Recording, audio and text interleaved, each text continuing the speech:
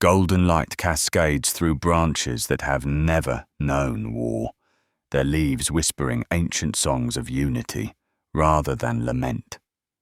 The Erdtree stands whole, magnificent, untouched by the spiderweb cracks that, in another timeline, would mark its slow death. No ash falls from its boughs, no crimson rot seeps through its roots. In this theoretical timeline, Queen Marika's hammer never rose, never fell, and the Elden Ring remains as perfect as the day the Greater Will first shaped it. Welcome, lore-seekers, to another deep dive with Keen 7 Lore, where today we're exploring one of the most fascinating what-ifs in all of From Software's dark fantasy. An Elden Ring where the Shattering never happened. Picture, if you will, a lands between where Prince Godwyn still walks in golden radiance, where his laughter echoes through Lanedale's pristine halls, rather than his corrupted visage spreading through the roots of the world. Imagine Caelid's verdant fields swaying in warm breezes, never knowing the scarlet kiss of Malenia's desperate bloom. Envision demigods who rule not as mad tyrants clutching fragments of power, but as divinely appointed shepherds of an eternal golden age. This isn't just about preventing a single catastrophic event. It's about understanding how fundamentally different the entire world would be if that fateful night of black knives had never drawn its first drop of divine blood. To truly grasp the magnitude of this alternate reality, we must first understand the precise moment everything changed in our familiar timeline. The night of black knives wasn't merely an assassination. It was the first crack in a dam holding back centuries of suppressed tensions, forbidden knowledge, and divine contradictions. When Ranni orchestrated the theft of a fragment of the Rune of Death, when those spectral assassins plunged their blades into Godwyn's back, they didn't just kill a demigod. They shattered the fundamental assumption upon which the entire Golden Order rested, that Marika's children were truly eternal, truly untouchable. In our theoretical timeline, Ranni never steals that fragment of death. Perhaps she finds another way to escape her Empyrean fate. Or perhaps she accepts it, becoming something neither rebel nor puppet, but a third option we've never witnessed. Without the tools to forge the black knives, without co-conspirators willing to commit the ultimate heresy, the assassination plot dissolves before it begins. Godwyn continues his diplomatic victories, maintaining the peace he brokered between the ancient dragons and the Golden Order. The dragon Fortisax never has to descend into his friend's corrupted dreams, fighting an endless, futile battle against the spreading death within. Instead, dragon and demigod continue their unlikely friendship, a bridge between two ages that in our timeline became a monument to tragedy. But here's where the implications cascade outward like ripples on still water. If Godwyn never dies, Marika never experiences that soul-shattering grief that drove her to take up her hammer. The mother, who would destroy the very order she created, never reaches that breaking point. Yet we must ask ourselves, was Godwyn's death truly the cause, or merely the catalyst for something Marika had been planning all along? The game provides tantalizing hints that Queen Marika's faith in the Golden Order had been wavering long before that terrible night. She removed the Rune of Death initially. She guided the Tarnished away before their exile became necessary. She spoke to her children of becoming gods themselves. These aren't the actions of a content sovereign, but of someone playing a longer, more complex game. If you're enjoying this exploration into the Unbroken timeline so far, I'd genuinely appreciate it if you'd hit that like button. It makes a real difference in helping this video reach fellow lore enthusiasts through YouTube's algorithm. Your support means everything and helps keep these in-depth investigations coming. In this alternate reality, perhaps Marika's doubts remain just that. Doubts.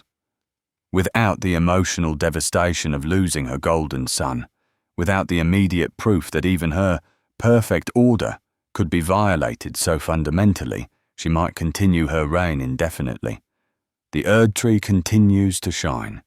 The two fingers continue to interpret the greater will's desires, and the system remains stable, if not necessarily just.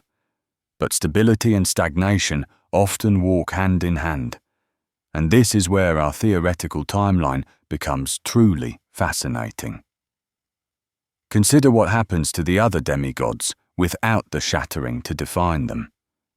Malenia, Blade of Miquella, never faces her desperate battle against General Radahn in Caelid. Without the need to protect her brother's work at the Haligtree from the chaos of succession wars, without rivals threatening everything she holds dear, does she ever bloom? The scarlet rot, that curse she was born carrying, remains contained within her, managed through discipline and her brother's ingenuity, rather than unleashed in desperate warfare. Caelid remains a land of rolling hills and mighty fortresses, its skies clear of spores, its earth untainted by corruption. The very geography of the lands between tells a different story. Radahn himself, mightiest of the demigods, continues his vigilance over the stars. In our timeline, his madness came from the scarlet rot, but also from the burden of holding back destiny itself, while his mind crumbled. Here, with his faculties intact, he remains the Festival General, the Gravity Master who learned at the feet of an alabaster lord and chose to arrest celestial motion for reasons we're only beginning to understand. Some scholars suggest Radahn held back the stars to prevent certain fates from coming to pass, particularly those connected to Carian destiny and his sister Ranni's future. In the Unbroken timeline, this cosmic stalemate continues indefinitely. The stars remain frozen, Ranni's fate remains suspended, and the natural order of celestial progression stays artificially halted. If you're finding value in this deep dive into an Elden Ring that never shattered, consider subscribing to support the channel and join our growing community of lore enthusiasts. Your support truly makes these elaborate explorations possible, allowing us to unravel the deepest mysteries these worlds have to offer. Miquella's story undergoes perhaps the most dramatic transformation in this alternate timeline. Without the chaos of the Shattering, without Mohg's desperate grasp for dynasty and divinity, the eternally young Empyrean continues his work at the Haligtree uninterrupted. This nascent Erdtree, grown from Miquella's own blood and designed to be a sanctuary for all those the Golden Order rejected, the Albinarics, the misbegotten, those deemed imperfect, might actually reach completion. Imagine the political implications of a successful alternative to the Golden Order, not born from rebellion, but from compassion, existing alongside Marika's rule rather than in opposition to it. The Haligtree in full bloom would represent something unprecedented in the lands between, legitimate theological diversity under the greater will's dominion. Miquella's attempts to cure his sister's rot might succeed without the pressure of impending war. His experiments with unalloyed gold, that substance which could ward off the influence of outer gods, could revolutionize how the lands between interact with divine forces. Rather than the cocoon we find in Mohg's palace, a grotesque chrysalis of blood and forced transformation, Miquella might achieve his evolution naturally, becoming not the god of a dynasty built on blood, but of a new order built on acceptance. Mohg himself, the Lord of Blood, presents a complex figure in our unchanged timeline. Born an omen, cursed and shunned despite his royal blood, he found solace in the formless mother's embrace deep beneath the earth. Without the Shattering to provide opportunity, without the chaos that allowed him to kidnap his half-brother, Mohg likely remains in the shadows of the subterranean shunning grounds. Yet the blood cult doesn't simply disappear. The Formless Mother, one of those outer gods constantly probing for weakness in the Golden Order's armor, continues to whisper to those who would listen. The difference is that without the collapse of central authority, these whispers remain marginalized, a heretical underground movement, rather than an openly competing dynasty. Rykard's path diverges dramatically as well. The Lord of Volcano Manor, who in our timeline fed himself to the god-devouring serpent in pursuit of blasphemous power, might never take that final, irreversible step. His heretical ambitions, his desire to devour the very gods themselves, could remain philosophical rather than literal. Volcano Manor might still exist as a haven for those who question the Golden Order, but as a place of intellectual rebellion rather than active, recusant warfare. Picture Rykard as a philosopher prince, hosting debates about the nature of divinity, the rights of rulership, the question of whether gods should govern mortals at all. Without the Shattering to radicalize him, without the need to gather strength for an impossible war against the Erdtree itself, his blasphemy remains theoretical. Morgott, the Omen King, faces perhaps the most poignant alternate fate. In our timeline, he alone, among the demigods, remained loyal to the Golden Order despite it rejecting his very existence. He defended Leyndell through the Shattering, held the throne in his mother's absence, and considered himself the last of all kings. Without the Shattering, Morgott never gets to prove his loyalty through sacrifice. He remains what he always was, an Omen prince hidden away, loving a mother and an order that can never fully love him back. Yet perhaps in this stability, gradual change becomes possible. With Miquella's Haligtree offering sanctuary to the rejected, with philosophical challenges to the Golden Order's perfection emerging from Rykard's debates, might Morgott find a different form of acceptance? The capital city of Leyndell itself tells a vastly different story without the Shattering. No siege camps surround its walls, no battlefield stretches before its gates littered with the weapons of failed invaders. The city remains the jewel of the lands between, its population intact, its daily life continuing in endless golden afternoon. Pilgrims arrive not as refugees, but as faithful seeking blessing. The Round Table Hold, that gathering place of champions that exists outside normal space and time, never needs to manifest. There are no tarnished to guide, no fragments of the Elden Ring to seek, no throne to claim through violence. Yet this raises uncomfortable questions about progress and purpose. The Tarnished, after all, were originally Godfrey's warriors, sent away by Marika herself when she divested them of grace. In our unchanged timeline, they remain in exile, fighting and dying in foreign lands, never knowing the call to return. Godfrey himself, first Elden Lord and Marika's first consort, continues his eternal wandering. The relationship between Marika and her exiled husband becomes one of infinite separation. She rules with Radahn, who is herself, while the one who helped her build the Golden Order in the first place remains forever banished.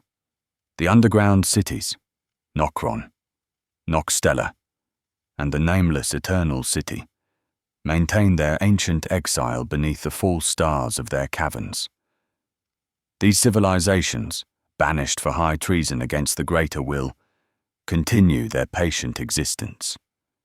Without the Shattering to weaken the surface world, without the chaos that might provide opportunity for resurgence, they remain locked in eternal punishment.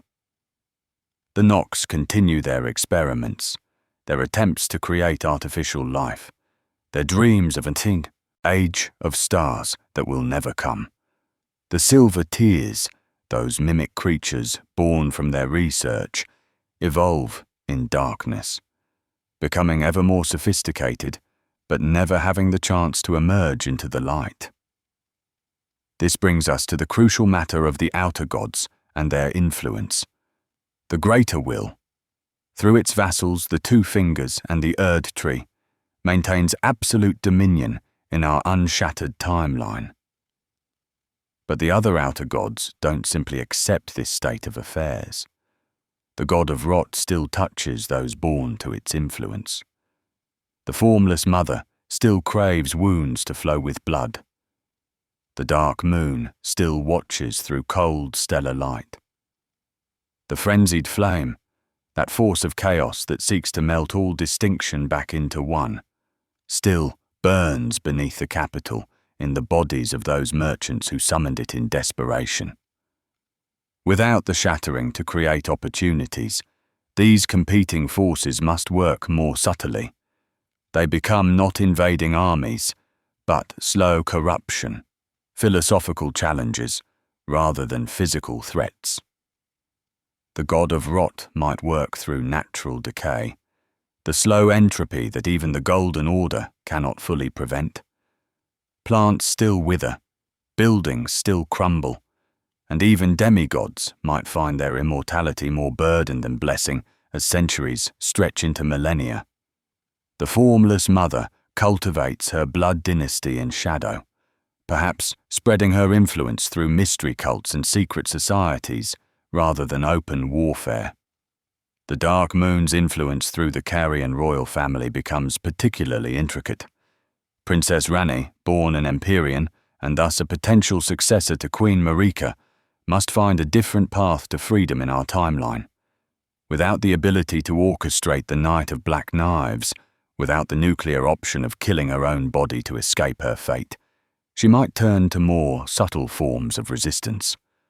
Perhaps she becomes a scholar like her mother, Renala, delving into the moon's mysteries while carefully avoiding any action that would force the two fingers to assert control. The cold logic of the stars, that mathematical certainty that stands in opposition to the Golden Order's faith-based structure, continues to offer an alternative worldview, even if it cannot openly challenge the dominant paradigm. The Academy of Raya Lucaria, without the shattering to break its alliance with the Erdtree, remains a centre of glintstone sorcery and scholarly pursuit.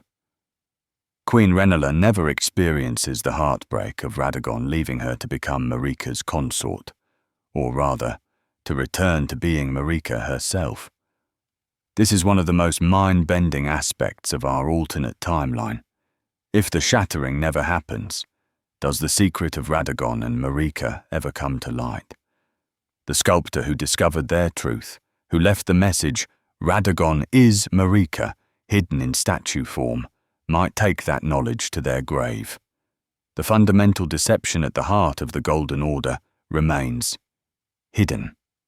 Consider the implications of Radahn continuing to serve as Elden Lord, while the world remains ignorant of his true nature. Every public appearance becomes a divine performance, every decree a product of Marika arguing with herself. The psychological toll of maintaining this elaborate deception for eternity might itself become a source of instability. How long can even a god maintain such a fundamental split in their identity without something breaking? The question of stagnation versus stability becomes central to understanding this unshattered world. The Golden Order promises eternity, but eternity without change is its own form of death. In our familiar timeline, Marika tells her children to make of themselves what they desire, to become lords or gods according to their will. This suggests she understood that the current order couldn't last forever. Without the shattering to force that change, we might see a different kind of breakdown, slower, more insidious, but perhaps ultimately just as complete. The absence of destined death from the Elden Ring creates its own problems in the unchanged timeline. Without true death, without the ability for things to properly end, the lands between might become increasingly crowded with the weight of immortal existence. Those who live in death the undead who emerge when death becomes improper, might still manifest, not from Godwyn's corruption, but from the simple accumulation of lives that should have ended but couldn't. The Golden Order's promise of eternal life becomes a curse as generations pile upon generations with no release. Mental and spiritual exhaustion would plague even the demigods. Imagine Malenia training with her blade for not decades but centuries, perfecting a martial art that has no ultimate purpose because there are no wars to fight. Picture Radahn holding back the stars for so long that he forgets why he started, the original purpose lost to the weight of endless duty. Consider Miquella, eternally young, watching everyone around him age into immortal stasis, while he remains forever a child. His wisdom growing, but his body never matching his mind. The common people of the lands between face their own challenges in this eternal golden age. Social mobility becomes impossible when positions of power are held by immortal beings. A farmer's child will always be a farmer because the Lord above them will never die, never retire, never create opportunity for advancement. Innovation stagnates when the old guard literally cannot die to make way for new ideas. The Golden Order's promise of perfect society becomes a prison of eternal hierarchies. This is where alternative philosophies become crucial. Miquella's Haligtree, if it successfully grows to maturity, offers not just sanctuary for the rejected, but a different model of divine governance. His emphasis on acceptance over perfection, his willingness to embrace those the Golden Order calls impure, might gradually shift public consciousness. Not through revolution, but through the slow erosion of absolute faith. When people see that alternatives exist, that the Golden Order's way isn't the only way, doubt creeps in like water through stone. The merchants, those wandering traders who in our timeline were buried alive beneath Leyndell for summoning the frenzied flame, might never face that persecution in the stable timeline. But their nomadic lifestyle, their oral traditions, their connections to forces outside the Golden Order's direct control, make them natural carriers of alternative ideas. They might become the vehicle through which change slowly spreads, not through chaos and flame, but through stories, songs, and subtle questioning of the established order. Environmental storytelling in this unchanged world would be dramatically different. Instead of battlefields, we'd find ancient monuments to peace. Instead of siege works, gardens. Instead of catacombs filled with those who died in the Shattering, we'd find what? Perhaps empty tombs, prepared for deaths that never come. Perhaps massive monuments to immortal achievements. Each demigod competing to leave their mark on eternity through construction rather than destruction.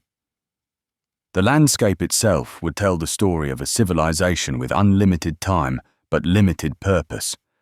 The role of the tarnished champions who never returned deserves deeper consideration. Huara Lu, who became Godfrey, led his warriors in exile, fighting endless wars in distant lands. Without the call to return, without the promise of lordship renewed, they become eternally displaced warriors. Some might forget the lands between entirely, establishing new kingdoms in foreign soil.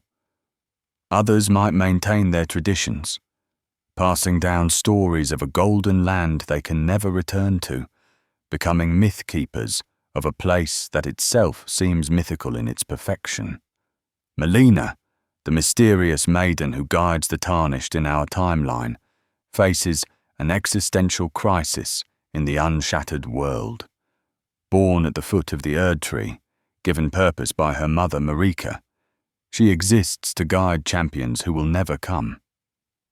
Does she wander the lands between eternally, searching for a purpose that will never manifest? Or does Marika assign her a different role, perhaps as keeper of secrets that must never be revealed, guardian of knowledge too dangerous for even immortal minds to hold. The two fingers, those interpreters of the greater will's design, continue their eternal communion in the unchanged timeline.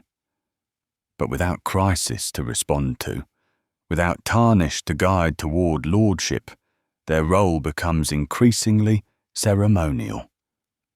They might become like ancient computers, running programs no one remembers writing, following protocols that made sense in the age of the Crucible, but have lost meaning in the eternal golden afternoon. Their finger readers continue to interpret their twitching, but the messages become increasingly abstract, perhaps even contradictory, as the greater will's attention drifts to other worlds, other experiments in order. This raises the uncomfortable possibility that the greater will might lose interest in a perfectly stable system. If the lands between achieve perfect stasis under the Golden Order, does the greater will continue to invest its attention, or does it move on to more dynamic worlds? The Erdtree might continue to shine not through active divine intervention, but through sheer momentum, a system running on automatic while its creator focuses elsewhere. This divine abandonment, subtle and gradual, might be what ultimately dooms the unshattered timeline. We must also consider the dragons in greater detail. Without Godwyn's death, the ancient dragons maintain their peace with the Golden Order. Lanceax and Fortisax continue to interact with human civilization, sharing their lightning incantations, maintaining the bridge between the age of dragons and the age of the Erdtree. But dragons measure time differently than humans, or even demigods. For them, the Golden Order might be just another phase in an endless cycle. Their patience is not submission, but the confident waiting of beings who have seen ages rise and fall before. Placidusax, the dragon lord who exists outside time, awaiting the return of his fled god, remains in his temporal prison, regardless of the Shattering. His situation highlights a crucial truth. Not everything in the lands between depends on Marika's choices. Ancient powers and old gods exist in parallel to the Golden Order, unaffected by its stability or collapse. The storm beyond time continues to rage. The ancient dragon civilization's ruins continue to crumble. These elements remind us that the Golden Order, for all its claims to eternity, is just one layer of reality in a much older and more complex world. The Crucible Knights, those ancient warriors who served Godfrey before the Golden Order fully crystallized, occupy an interesting position in the stable timeline. They represent an older, more primal form of faith, when the Erdtree's power was wild and untamed. Without the Shattering to give them renewed purpose, they might become increasingly anachronistic, museum pieces of a more violent age. Or perhaps they recognize, in the stagnation of the Golden Order, echoes of why the Crucible had to give way to something new in the first place. The concept of the Crucible itself, that primordial form of the Erdtree where all life was blended together, stands in stark contrast to the Golden Order's rigid classifications. In the unshattered timeline, knowledge of the Crucible might become forbidden or forgotten, too dangerous to the established order's legitimacy. But forgetting history doesn't erase its effects. The omens and misbegotten, those beings touched by the Crucible's chaotic blessing, continue to be born. The Golden Order's inability to properly integrate these reminders of its own origins becomes a permanent wound in its claim to perfection. As we delve deeper into this theoretical timeline, patterns begin to emerge. Every solution creates new problems. Every moment of stability contains seeds of future instability. The Golden Order's perfection is always already imperfect, held together not by divine truth, but by collective agreement to ignore contradictions. Without the Shattering to bring these contradictions to violent head, they fester beneath the surface like scarlet rot contained, but never cured. The role of faith itself transforms in a world without crisis. When the Golden Order never fails, faith never gets tested. Generations grow up taking the Erdtree's light for granted, assuming divine protection without understanding its cost. The fervent belief that sustained Marika's rise to power dilutes into mere tradition. Rituals continue, but their meaning fades. Prayers become recitations rather than desperate pleas. The Golden Order wins so completely that it loses the very thing that gave it strength, the genuine belief of those living under its light. This brings us to one of the most fascinating questions about our unchanged timeline. Would art and culture flourish or stagnate? On one hand, endless peace provides unlimited opportunity for creative expression. The perfumers could develop ever more sophisticated techniques without their craft being perverted into warfare. Musicians could compose pieces of incredible complexity. Painters could spend decades on single masterworks, knowing they have eternity to perfect their vision. But art often emerges from conflict, from struggle, from the need to process trauma and change. Without the shattering, without loss and transformation, what stories would the bards tell? The same legends repeated endlessly. The same victories celebrated without new context. Culture might become increasingly self-referential, eating its own tail in an endless cycle of repetition and minor variation.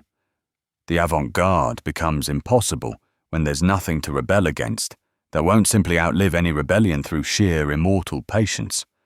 Architecture in the unshattered lands between would likely reach heights we can barely imagine. With unlimited time and resources, with no need to rebuild from war's destruction, the demigods and their subjects could create monuments of staggering beauty and complexity. Lendil might expand into something that makes our timeline's capital look like a village. The Haligtree could become a second Erdtree in truth, not just aspiration. Structures that would take multiple lifetimes to complete become achievable when the architects and workers are immortal. Yet this architectural grandeur might also reflect the hollow nature of eternal peace. Buildings constructed not from need, but from boredom. Monuments to achievements that become meaningless through repetition. How many statues of Godwyn's dragon peace can be erected before they lose all significance? How tall can towers grow before they're built purely to be taller than the Kulbastidin? Last one? The physical landscape becomes cluttered with the detritus of immortal ambition, each generation, if we can even call them generations when no one dies, adding their layer without anything being cleared away. The economic implications of the unshattered timeline deserve consideration as well.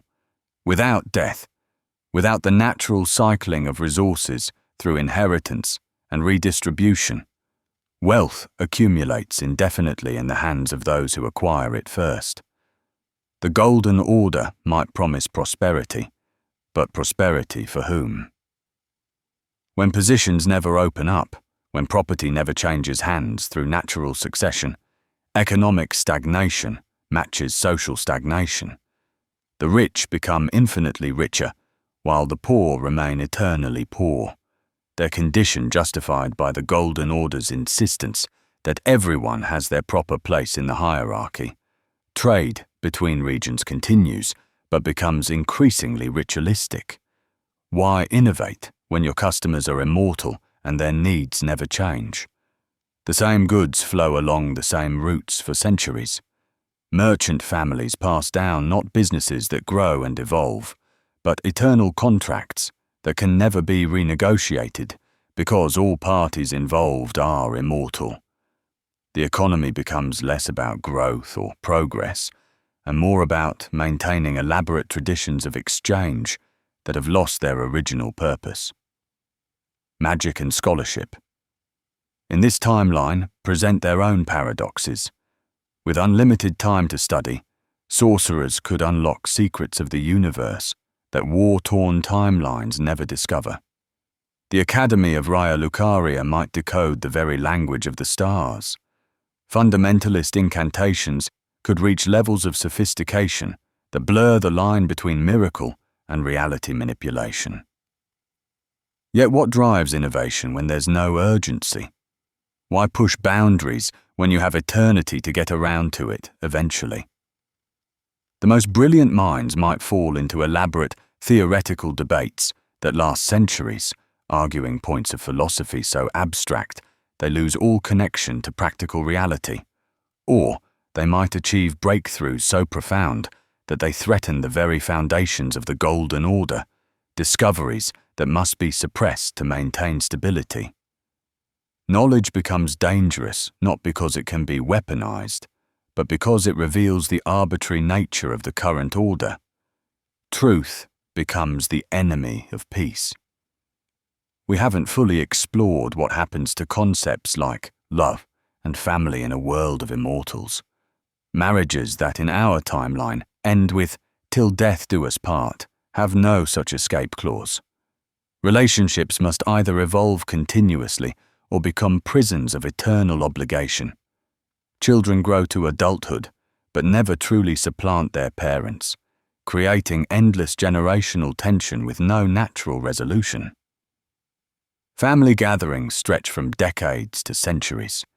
The same arguments repeated with minor variations, the same dynamics playing out endlessly, because the players never leave the stage.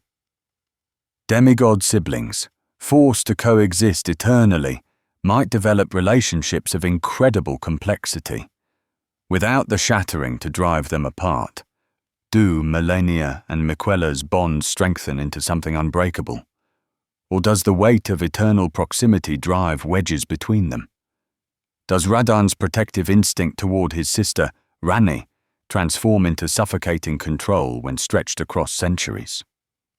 Do the Omen twins, Morgott and Mohg, find solidarity in their shared curse? Or does one's acceptance and the other's rebellion create an eternal dialectic of opposing philosophies? The very concept of heroism changes in a world without true danger. When death is removed from the equation, what makes an act heroic? Godwyn's peace with the dragons was remarkable because it ended an age of war, but maintaining that peace for eternity requires no courage, only patience. Heroes become administrators, their legendary deeds fading into routine maintenance of the status quo.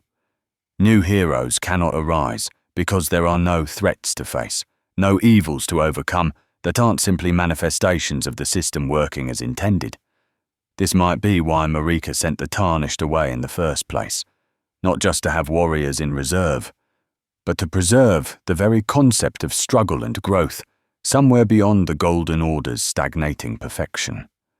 They fight and die and grow strong in distant lands, maintaining the warrior spirit that the lands between has abandoned. They become a time capsule of dynamism, preserved for a future that in our unchanged timeline never arrives. The wildlife and natural ecosystems of the lands between would also undergo dramatic changes without the Shattering's disruption. The great rune bears, wolves and eagles continue their existence without being corrupted by fragments of divine power. But without predation, without natural death, populations would explode until they reach the absolute carrying capacity of the land. Then they would exist in a state of perpetual near starvation, unable to die but unable to thrive, locked in an ecological stasis, as unnatural as anything else in the Golden Order. Plants would follow similar patterns. Without death and decay to return nutrients to the soil, growth would slow and eventually stop. The Erd tree might continue to shine, but the forests around it would become static, neither growing nor dying, frozen in an eternal moment, like a painting of nature, rather than nature itself. The minor Erd trees scattered across the land might never fully mature, unable to complete their life cycle, in a world where cycles have been broken. Even the weather might stagnate. If the Golden Order's power extends to maintaining perfect conditions, seasons might cease their turning. Eternal golden afternoon, beautiful at first, would become oppressive in its unchanging perfection. Rain would fall on schedule, winds would blow predictably, and the very sky would become another bar in the prison of paradise.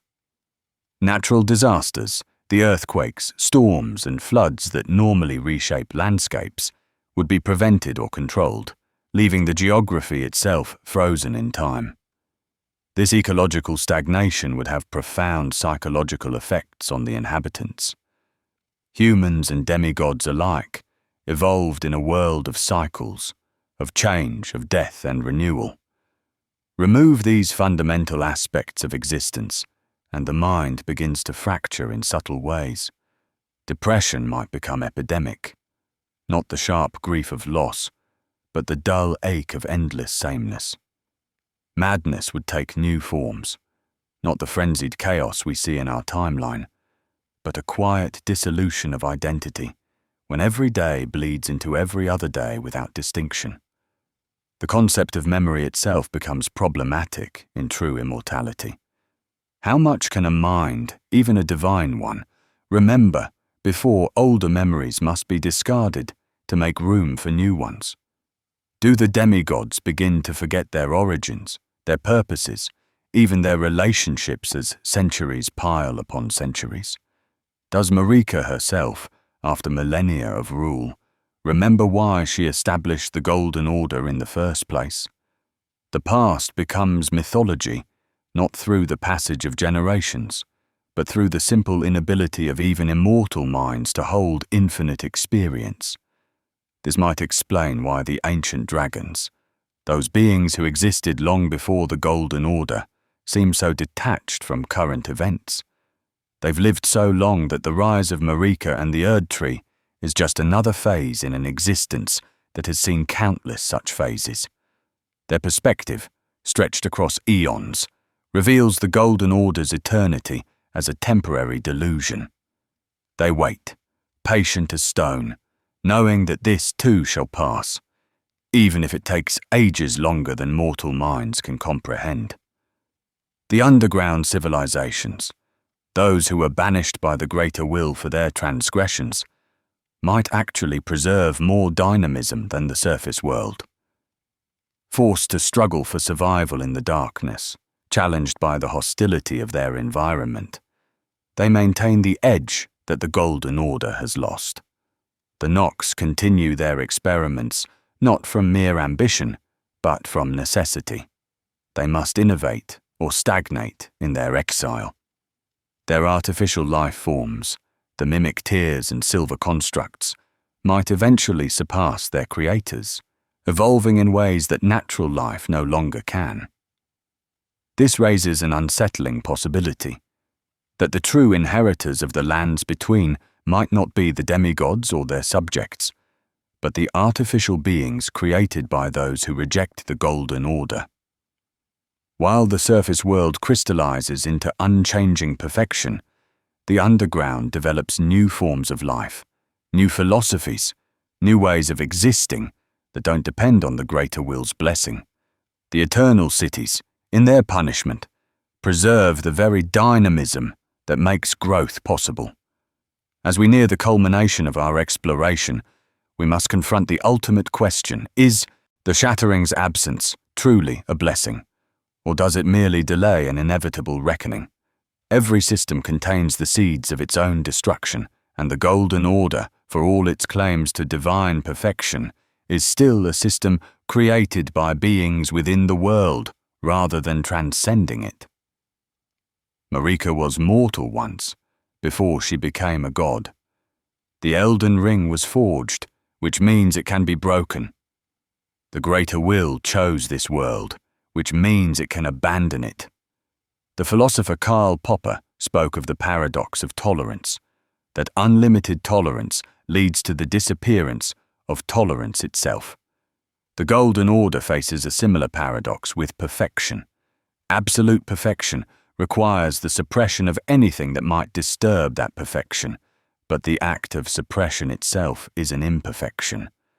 The system must constantly work to maintain itself, and that work, that effort, that struggle against entropy, proves that the perfection is an illusion maintained through force rather than a natural state. Without the shattering to release these pressures violently, they would build slowly, invisibly, until the breaking point arrives not as war, but as complete systemic collapse. Perhaps one day, after millennia of stagnation, everyone would simply stop believing at once. The Erdtree's light would fade, not because it was attacked, but because no one remembers why it should shine.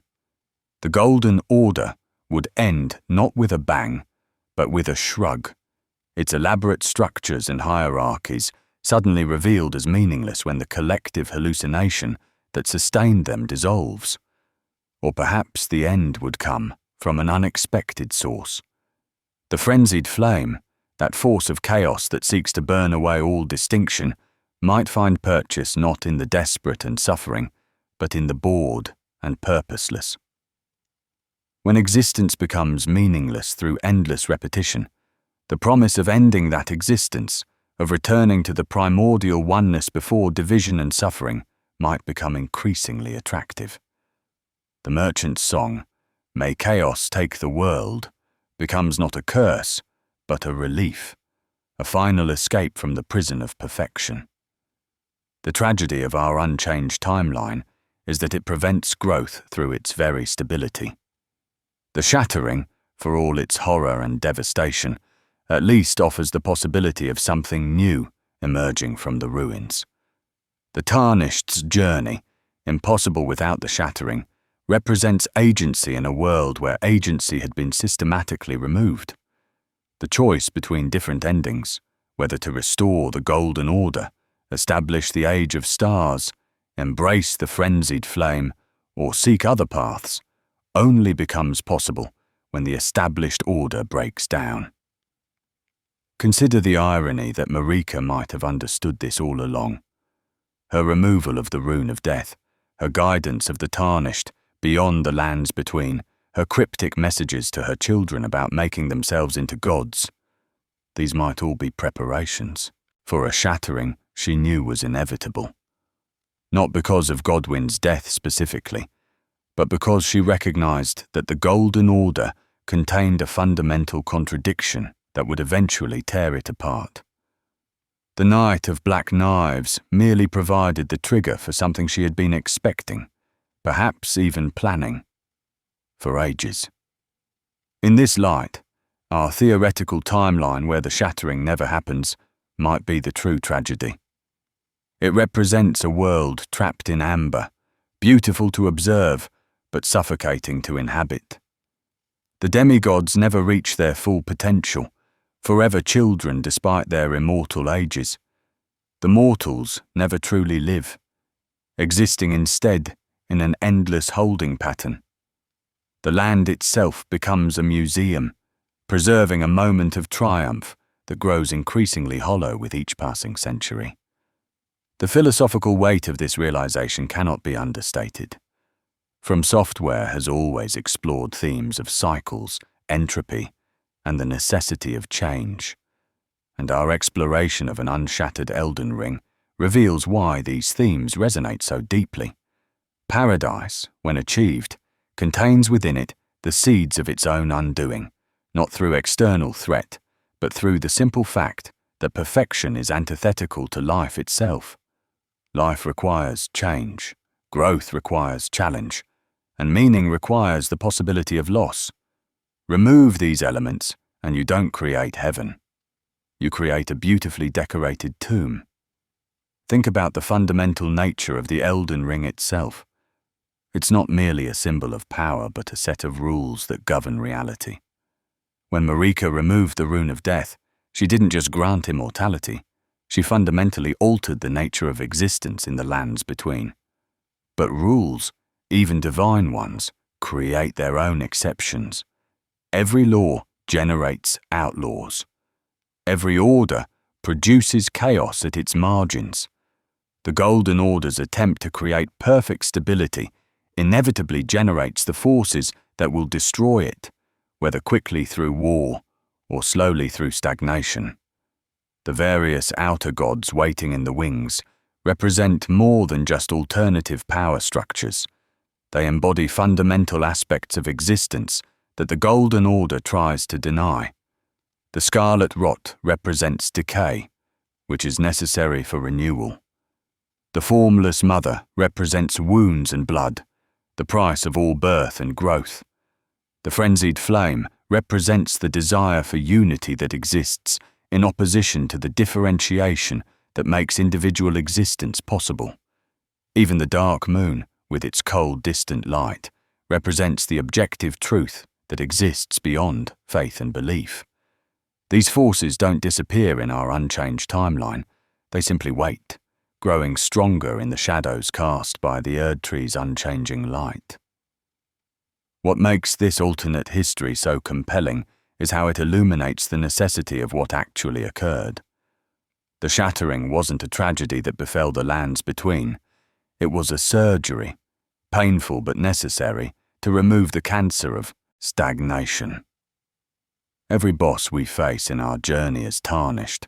Every demigod driven mad by their fragment of power represents not just an obstacle, but a possibility. Radahn's strength, Malenia's determination, Rykard's rebellion, Mohg's passion, Morgott's loyalty. These aren't flaws to be corrected, but essential aspects of existence that the Golden Order tried to suppress or control. The tarnished themselves, called back from exile to face this broken world, embody the principle that sometimes an outsider's perspective is necessary to solve problems that insiders have become blind to. They carry no preconceptions about how things should be, no investment in maintaining systems that no longer serve their purpose. Their journey through the lands between becomes a process of not just gathering power, but understanding why that power exists and what it truly costs. Every great rune they claim is both a key to lordship and a lesson in the price of divine authority. In our unchanged timeline, none of these lessons would be learned. The demigods would remain forever as children, powerful but ultimately impotent, unable to grow beyond the roles their mother assigned them.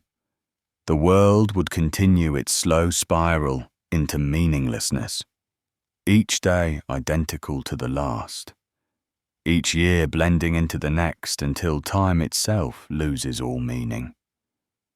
The Erdtree would continue to shine over a world that has forgotten why it should care about that light.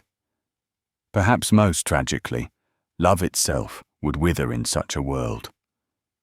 Love requires the possibility of loss to give it meaning.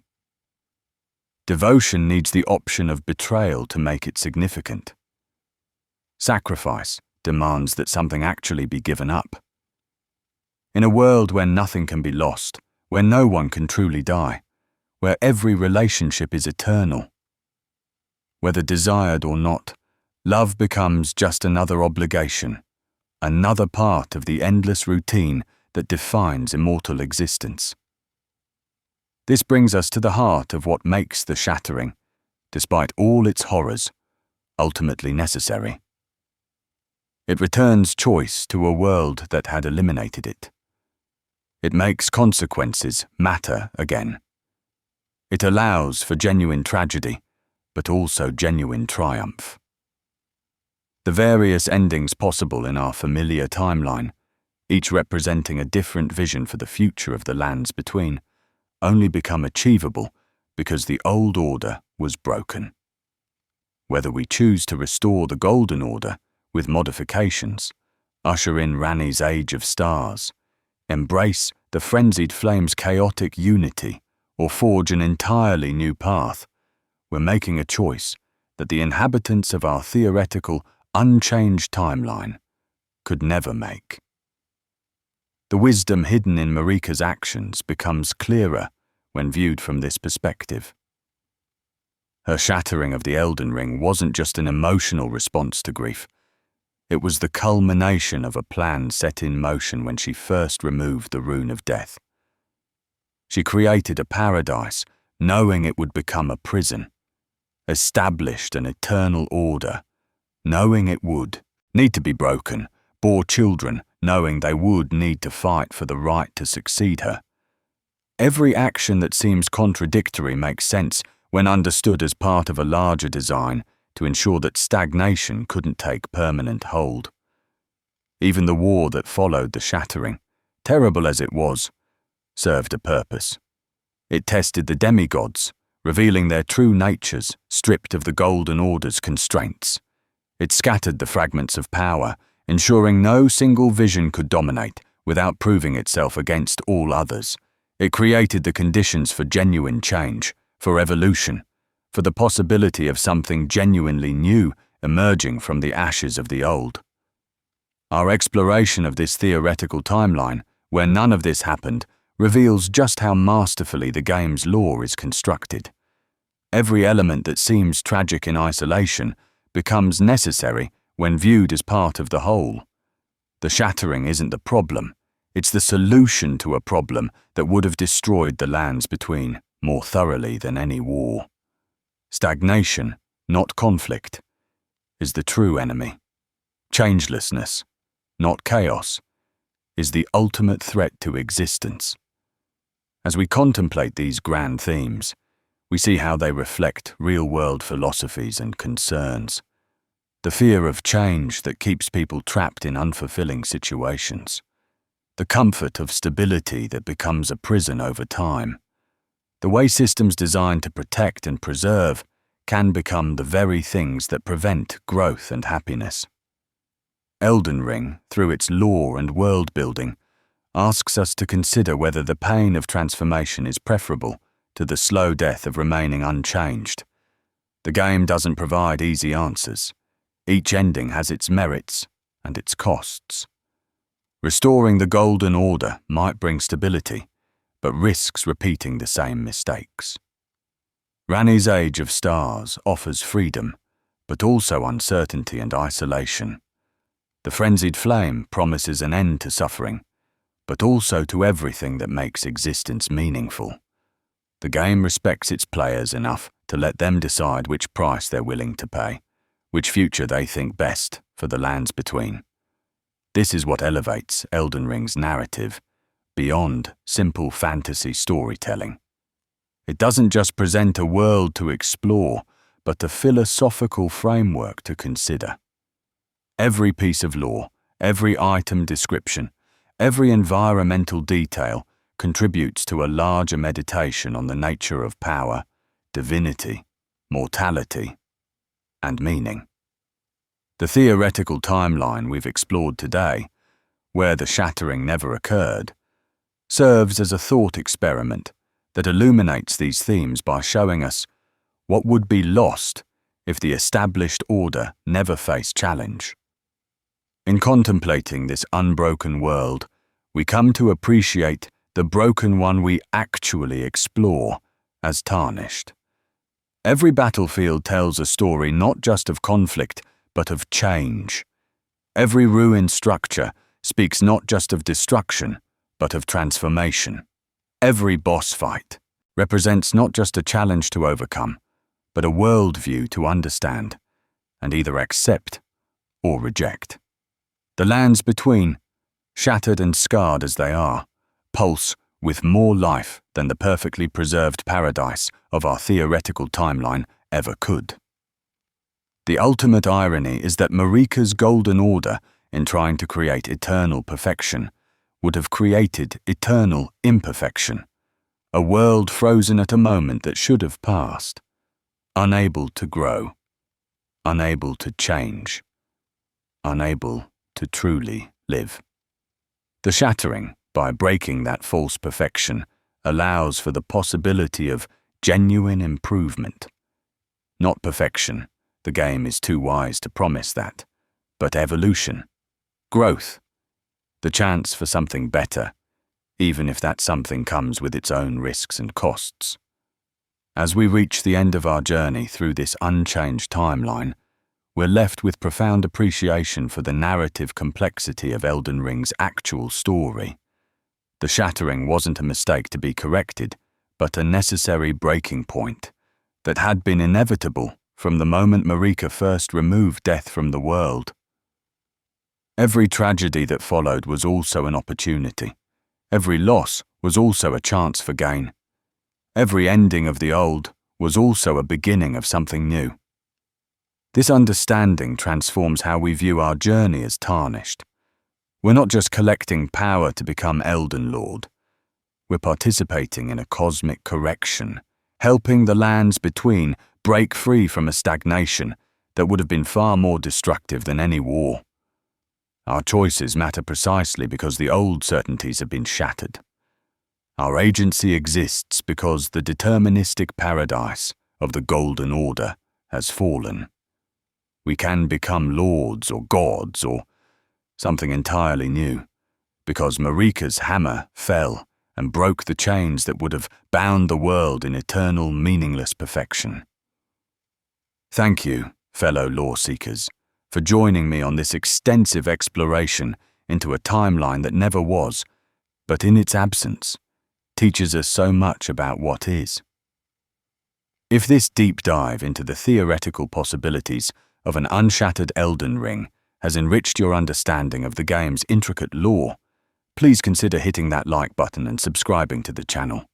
Your support makes these elaborate investigations possible and helps build our community of souls who hunger for the deepest secrets these worlds contain. Share your own thoughts in the comments below. What do you think would have happened in a world where the Shattering never occurred? What aspects of this unchanged timeline intrigue you most? And what other mysteries from the lands between would you like us to explore in future videos? Until next time, this has been Keen 7 Lore, reminding you that sometimes the greatest catastrophes are also the greatest mercies, and that in the breaking of things, we often find the seeds of something far greater than what was lost.